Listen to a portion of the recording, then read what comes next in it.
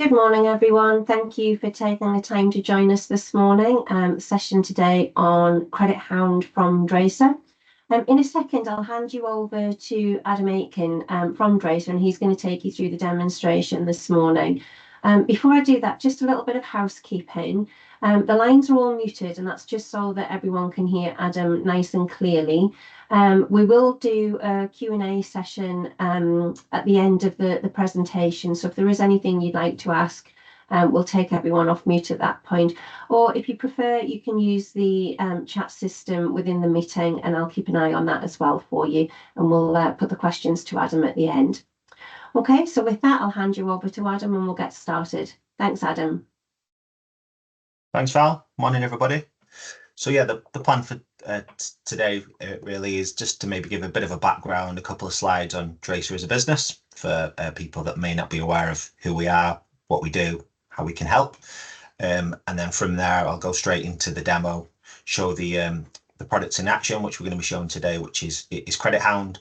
And yeah, like Val says, any questions, if you want to maybe put them in the chat, or equally, we kind of wait to the end and we just do a bit of a Q&A there if everyone's okay with that approach. So yeah, I'll just start by sharing my screen now. So just give me 1 second, guys. Val, if you maybe act as a bit of the mouthpiece, just to ensure that what I'm displaying is actually correct, and everybody can see that. Yep, we've got slides there. It's just that, there we go. That's the presentation view. Good stuff. Okay. Okay. So, trigger happy there, hang on. So yeah, Draycir as a business. So we are based in Leicester, selling our software throughout the UK and the world in over 54 countries to be exact. So the sectors we sell into are very diverse, selling into lots of different companies and markets with over 4,500 organizations using our products. So yeah, it's a lot of different users, over 15,000 to be exact. And all the users are using different products, however, all the same thing in common, which is things like wanting to get paid faster, looking to improve cash flow. And this is where we support and help a lot of our customers with our products, and one in particular I'm going to show today, which is Credit Hound. So yeah, it's just a bit of a snapshot of the products and what we can do.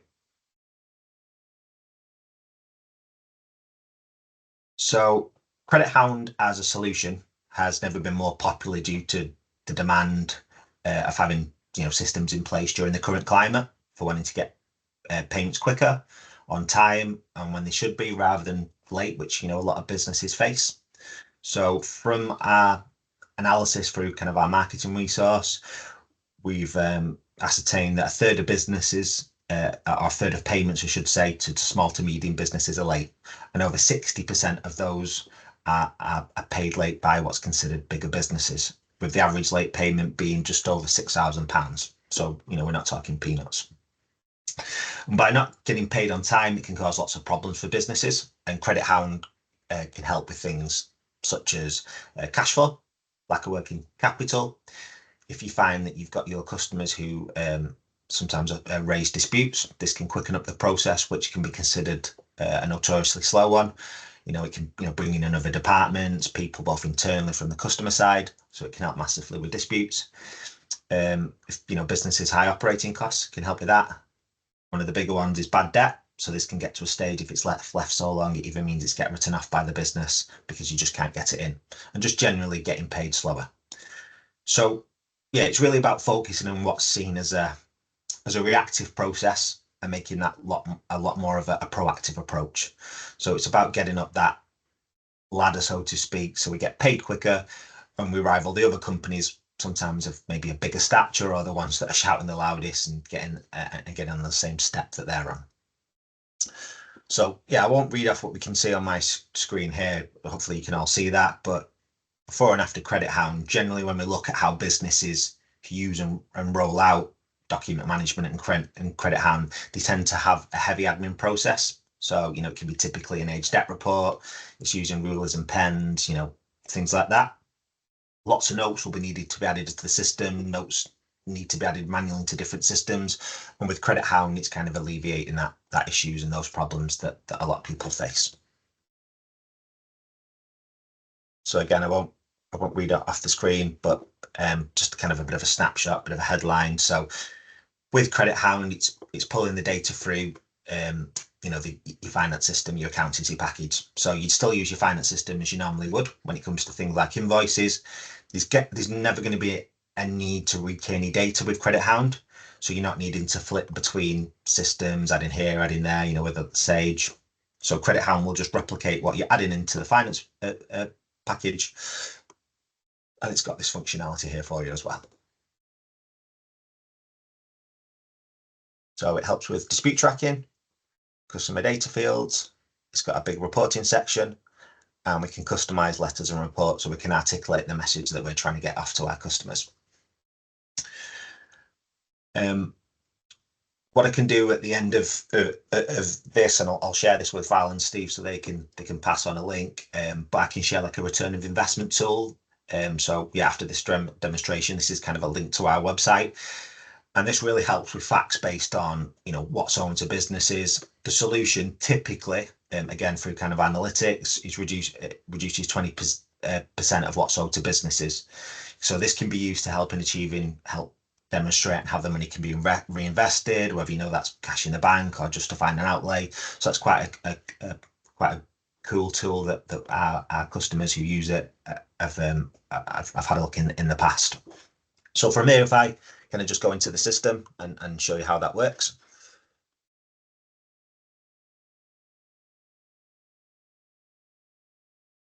So yeah, what I'll be looking to show today is just kind of a couple of the key functionalities and features of credit control activities and how Credit Hound can potentially help your business and how it can help organizations fit in with the current process and ultimately looking to making improvements to save time and efficiencies. So these two versions of Credit Hound. There's one which is an on-premise version, which is Credit Hound Pro, which has some slight functionality, which I'd be happy to talk over perhaps on a at the end of this or in another meeting should we need to. And then this is a cloud version, which you can see on my screen now. So Credit Hound Cloud is all about giving the top level information to a credit controller so we can see exactly what's happening at each point in time. So the key things for credit controllers is with the widgets on the dashboard, as it makes it really easy and simple to drill down from the view you can see on my screen. I'm just checking, Val, if you just give us a quick yes on, you can hear me okay? Everything's clear? And yes, everything's fine. We've got the screen there as well. Good stuff. Okay. I just always get slightly nervous just in case something's, internet buffer or anything like that, but that's good to know. So I won't ask anymore. So yeah, with Credit Hound being cloud software, you'll receive automatic updates and notifications informing users of any changes. So there's no need for upgrades to a newer version, which is obviously great news. The software automatically syncs with any finance package, so it's always going to be pulling that data through. And probably the best way to think of it is it's designed to act like a CRM solution. So, whether that's Dynamics, Salesforce, anything like that. The user can add all the notes that's accessible across the department. So it gives the ability to create account level and transactional level notes. So it doesn't matter who's logging in, they can see how up to date the notes are. And the solution has its own emailing client as well. So hopefully everyone can see my screen okay. But if I just click this bell up here on the top left, this is the email client here. Now this is a demo, so we don't have any live emails, but that's where they would show there. So this means having this in place, when we send out an email, it'll show when it's been delivered, it'll show when that email's been opened, and it'll show, more importantly, how many times it's been opened as well. And your end user, that they won't be able to see that. So that's going to sometimes a notorious response to a credit controller as well. Well, that was never received. Well, actually, with this solution, we can see exactly when it was delivered, who it was delivered to, how many times they open it, the exact with its time, date, and stamp on there showing that as well. So obviously, it's up to you and how you articulate that message to the end user, but we've got that there as a solution. Any outgoings on there, anything archived, then we'd show that as well. So yeah, as a user, when you're logging in the morning, this is exactly how this would look. So yeah, the software is all about giving access to real-time data via the widgets on my screen here, and it provides that top level information nice and easy.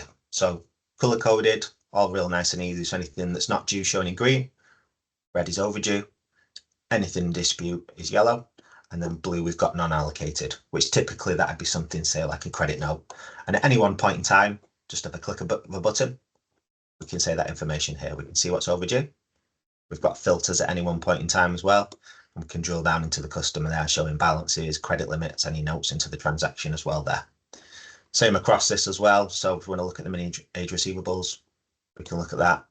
To kind of get the gist here, clicking on a customer, we can see all that information there. So yeah, point, click, it's really easy and simple to use. So yeah, all interactive.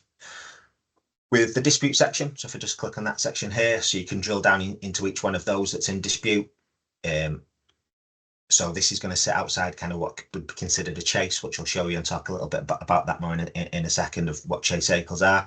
But we can drill down even further and see things from here, such as, you know, notes that have been added. So if I was to go into Better Kitchens, which for the demo purpose, we can see kind of the transaction and notes that have been added in there as well. Let's just go back to that dashboard. So we've got a mini age receivables, which I'd like to think is pretty self-explanatory for credit controllers. We've got who has paid me in the last 7 days. So these are what would be considered your good guys. So that'd show just a bit of a snapshot there, giving you a high level information. And if we had that in a live demo, then we could click at any point in time. That's your good guys. This is your bad guys. So who has my money? So this can be filtered and configured in any way that you want this to look. But I've got this set up on the overdue on the amount. So we can see anything that's overdue there and the biggest hitters that we kind of need to perhaps focus on. We've got a snapshot of where is my money? And again, by clicking on this, we're going to have the information there and we can drill down at any point in time. And then on this section here, we've got, we can't chase this amount section. So this highlights the accounts that cannot be currently chased. So either something is missing, so something like an email address, or it may be that it's just not formatted correctly.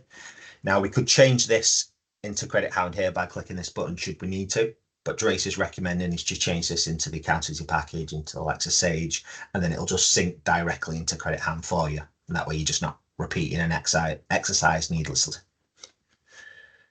So I've talked about this button at the top here, which is kind of your emailing clients on there. We've got this one here, which is, I'm going to say a megaphone. So this is, as we can see at the top here, saying what's new. So this talks about kind of the new features and the announcement kit. So this will be functionality that's automatically be added. So the features, although might not be apparent, will be documented here on what's been added into the software. So they often come with things like videos, tutorials, and how the functionality can be accessed. The software will even include free training and how-to guides as well, all of which have been driven by customer feedback. And there's things like free webinars as well that'll help any new user of the system. So if you as a business and you employ a new starter, I guess that's going to save you one less headache of manually training them up in the system. I mean, if that's your preference, then happily you can do. But I guess what I'm trying to get at is the solution has all this here for a new starter to kind of point and click away they go. And the videos are there for them to look at and simplify just to make it real easy. One of the newest features that we've just recently added on this is a credit report feature. So this gives a discounted credit report, which can be used for any of your customers. So the customers are broken down into sections. So for example, if you brought a new customer on board, it's going to highlight any bad reports that you may want to buy and review. So again, that's just really about mitigating that risk for you. So that's the features. We've got this cog here. So probably a good point here would to be talking for anybody thinking, well, we've got more than one company, the solution can handle that. That's not a problem. It can handle multi-currency as well here. So where we've got this UK demo company that's mine set up with, if you add under the company, you'd click on my companies and then be a drop down there and that'd show as many companies that you've got. So multiple companies it can handle and that'll just put you onto there as well. Same with currencies here. We can always report in different currencies should we need to. So the configuration, the cog, this is where you'd look to add and configure any users, any kind of company settings. I'm just going to show emails from here as well. So when installing the software, this is probably a starting point that I'd be looking at. So which is kind of the email templates that we send out to our customers. So emailing is what's making the credit controller's life a lot easier. So the ones visible on the screen are what's kind of defaulted. However, we can tailor to suit the business needs and the messages that's trying to be articulated. So I'll show this kind of in a live environment because without any context, it might not mean much, but I'll show this in kind of what we call a collection path in a second here. But just to kind of give a bit of background, a bit of context, I'll show you kind of the templates here. So in this instance, the company of this demo will always follow up with an email following a call with a customer, thanking them for the time and what's been agreed. Likewise, if an invoice was paid, we can follow that up with an email as well. Now, I appreciate not everyone may want to work that way. And again, this is just about configuring your preferences and stuff like that. So there's some templates are automatically shown here. So we've got a friendly overdue, we've got one that's called the debt collector, a key account chase, something that's mildly overdue, a moderately overdue, a reminder, and a strongly overdue. Now, if you was to spend the time of kind of reading the context of each of these paragraphs and then emails that we're looking to contrive, the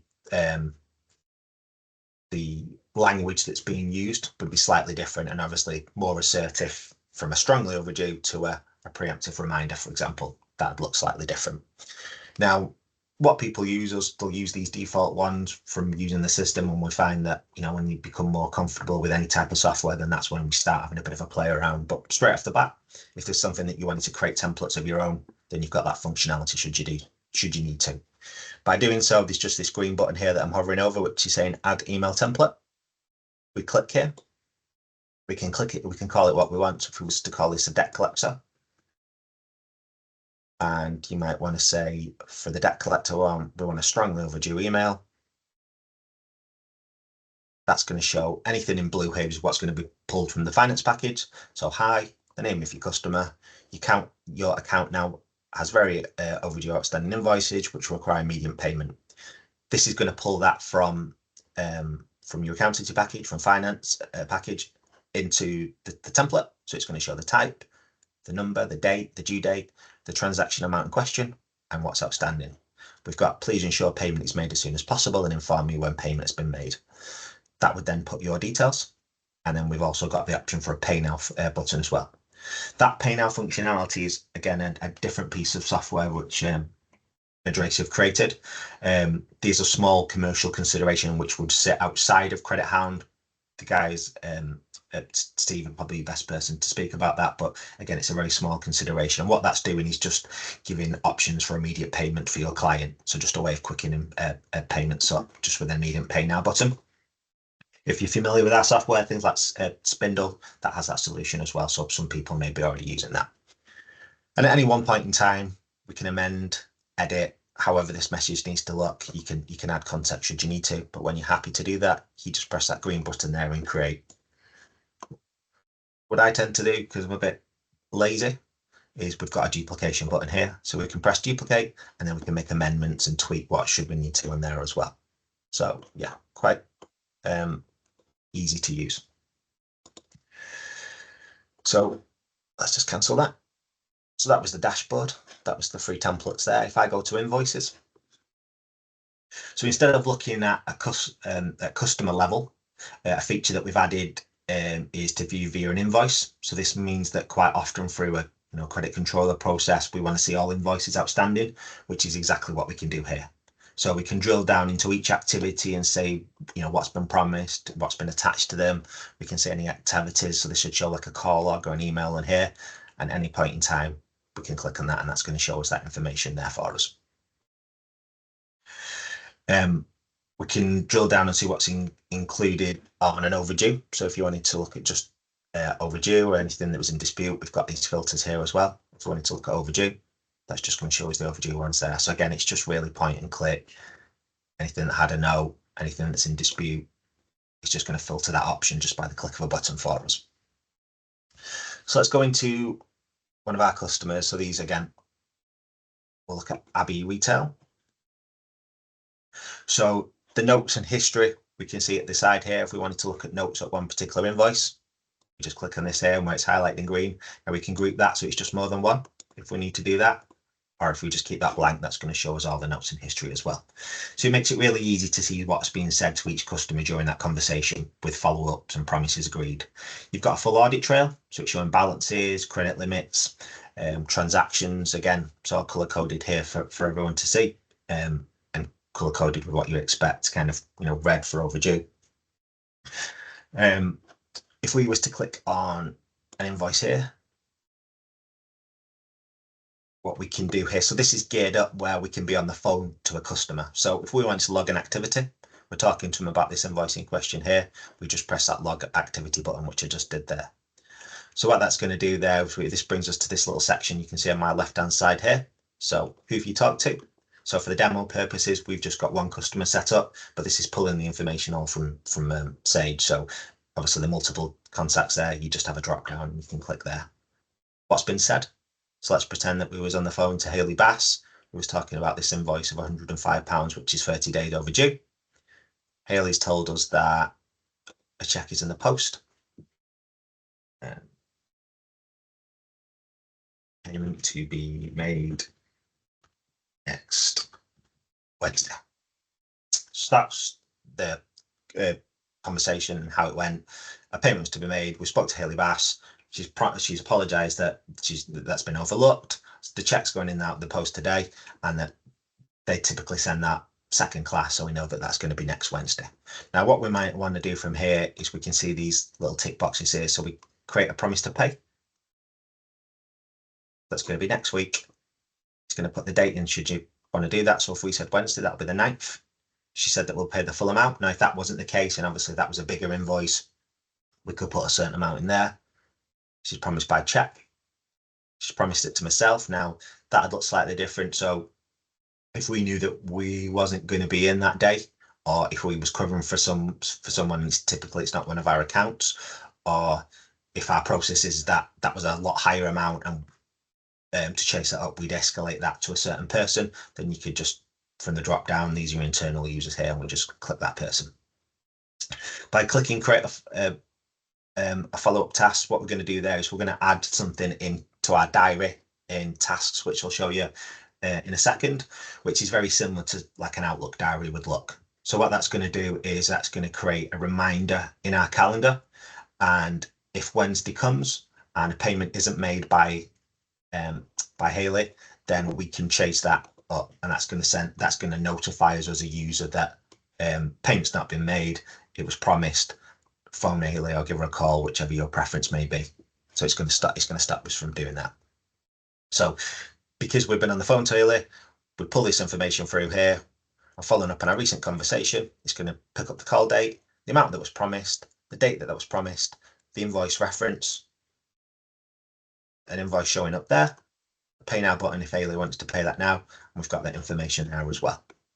Now, what the system does is if Hayley does what she says, which we know from some customers this isn't always the case, and we do receive a payment and say that's received Monday or Tuesday, that'll automatically take that out of our diary.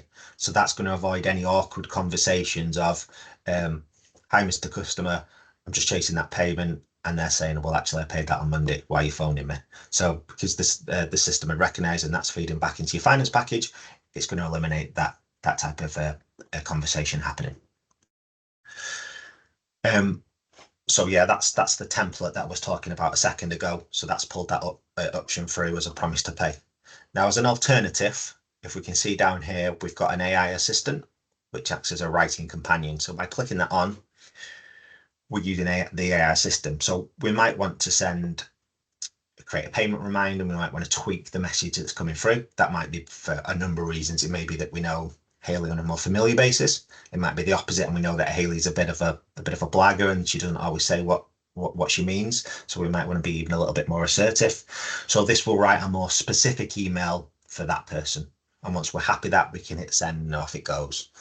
So that's the message there. But I don't know if anyone's familiar with kind of things like ChatGPT, but it's a very similar premise. So we want to write a payment reminder, easy for me to say. That's just going to write that in a click of a button, and we can see that all the information. It's gleaned all the information. It's gleaned it again from your finance package. So Hayley's details, the message you're trying to express, my contact number, the transactional table that'll prompt through, and our company details over there. Now we might read that and we might think, you know what, that's still not what I'm trying to get at. So let's make it a little bit more assertive. And that's going to rewrite that as many times and as many kind of contexts or ways that you want it to do. You might want to add a payment schedule. That's going to do that there for as well. Again, I can do this as many times as I want. I think everyone gets the idea. If you want it a bit more friendly, it's one of your bigger customers, you don't want to kind of rock the boat too much, then that's going to write in a little bit more friendly way as well. And when you're ready, we just look at pressing send, and away that goes, and that's done.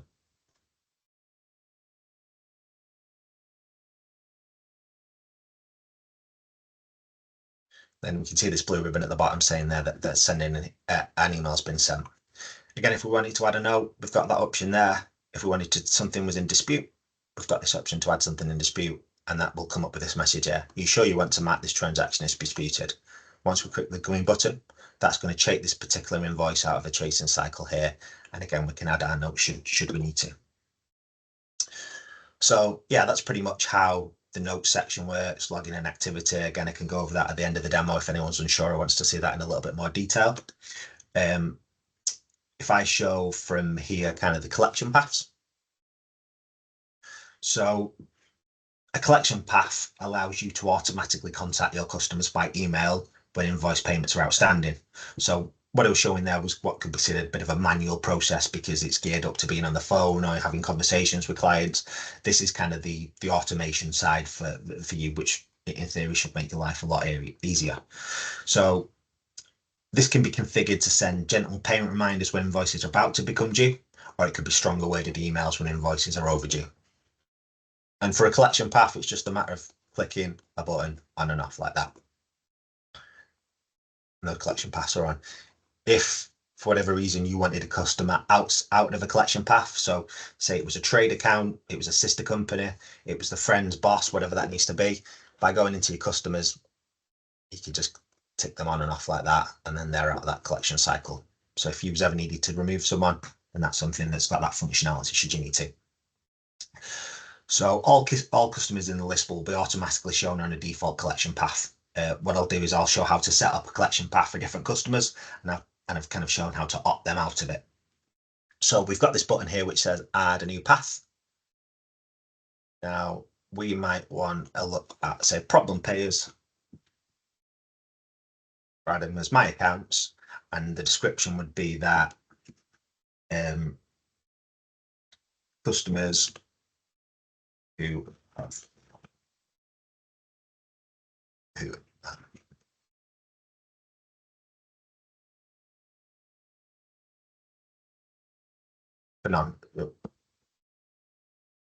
so customers who are repeat offenders for non-payment. So again, this collection path, you can have as many of these as you need to. This is just kind of for the demo purposes. I'm just thinking on the fly here. So we want to create a collection path that we want to chase up customers a little bit more assertively when it gets to a certain point in the chase cycle. So we can be as, if we know that the chase cycle, we work on Fridays, we just chase our debt, then we can just chase that on a Friday should we need to. So you can point and click, we can schedule a time should you need to on here. So with this one, so these are customers who we really want to heavily chase because they are considered notoriously bad payers, and we just want to ensure that they are paying at the very least on time. So we can add minimum and maximum values. So if we didn't want to chase customers that were, say, under £100, just because it might, say £10, then they might consider it as a bit bad form, then we can do that. Equally, if we wanted to keep a maximum amount, so say 100,000, because it might be that after 100,000, that's a separate chase cycle. It becomes even more important to the business. So let's create a different collection path for that way. So however that needs to look, you can do. So we've done that. So there's an option here saying add your first action here. So the first action for these customers are that we'll say 10 days before the due date, we are going to send a preemptive reminder. So the templates that I showed you before, that's going to pull all that information up. So the customer's details, the transaction in question, I've given an option for a pay then button should you want to put that in. The message that you're trying to articulate, so we'd appreciate if you could take this moment to ensure that everything is scheduled for payment. Once you're ready for that, we'll press this add an action button at the top there. So that's your first part of the collection path. Now these can be as big or as long as you need them to. So let's send another email that we'll say this time, so we've got before the due date, we'll say on the due date. So we'll now say it's mildly overdue. That's going to create that, that is going to pull that email template. So that's worded slightly different now. Pull that all the information over, and that's your second action.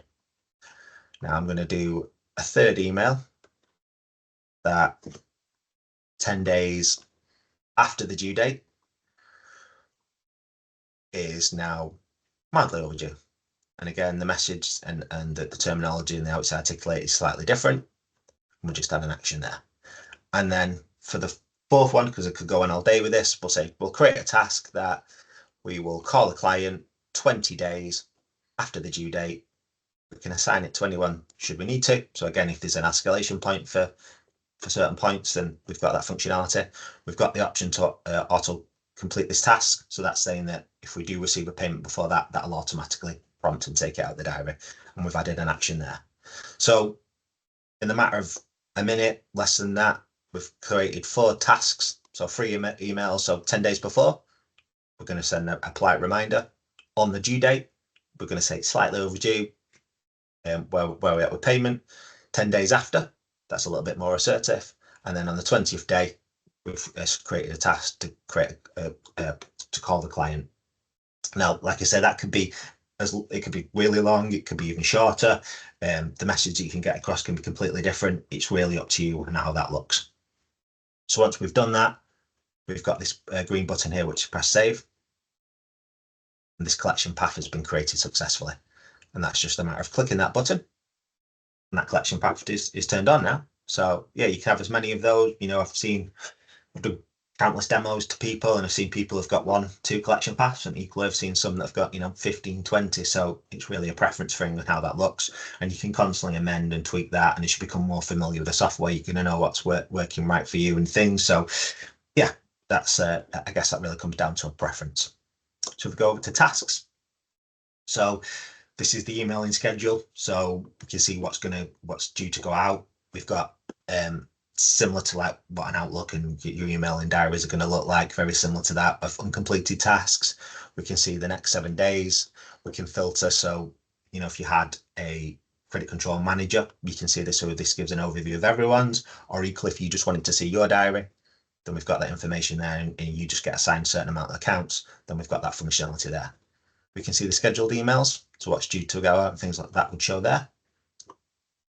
And that's showing the next 7 days there. So what that pretend phone call that we made on Wednesday the 9th, that's on there, so that Hayley was promising that check, and we've got that there now. So again, if Hayley was to pay that before that date, and that comes in Friday, Monday, Tuesday, whenever that was, that would automatically be removed from my diary, so it's going to avoid those conversations. So yeah, it shows and acts as an inbox and sent items. So any message has been clicked on, bounced back, delivered. We're going to see all that information on here. By opening any of the emails, again, we'll see every time it's been opened, you know, who it's bounced back. It's going to give you options as long as you've got it within your finance package as well, of who you want it to send to. So you'll see the information in the body of the email, but also you'll see it against the transaction and the accountancy software as well. So when the customer decides to reply back, you can choose whether they reply back into Credit Hound, or you can reply back in your own emailing address. So it doesn't necessarily need to be your Credit Hound address that you respond from. You can just do it from your, say, Outlook, should you need to. I have seen some customers completely bypass that and they say, you know what, we don't actually want that functionality. We just want it synced to Outlook. That's fine, you can do.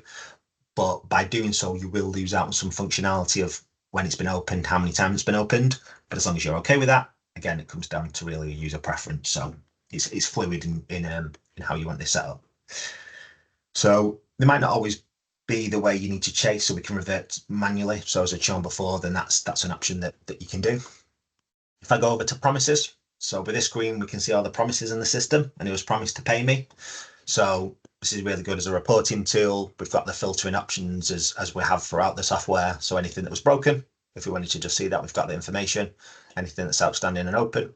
If we wanted to show dates, so past 90 days, 30, 7, anything in the future, we've got that information there as well. If it was showing things like broken and paid, obviously that'd mean we've received payment, but it was outside of, say, the 30 days that was agreed. So that's just, again, for a reporting perspective, you know, you've got finance meetings. That's something that should really help and assist with that. So it makes it really easy by Credit Hound showing an overview of what we need to action for the day, depending on the status of each customer. Age receivables, I've not shown that one, so pretty self-explanatory really. It's available, it looks visually for manual chasing. You can group emails together and chase, just again by pointing and clicking like that. You can see all that information there as well. Then we've got the funding search here, which is something that we'll be looking to add into the software. Like I say, with it being a cloud-based solution, it's constantly added and looking to be updated. So that's something that's due for a pending release. So yeah, that's really an overview of Credit Hound. Hopefully this gives a summary of the software and the features available. But yeah, let me know if you've got any questions and I'd be happy to talk through.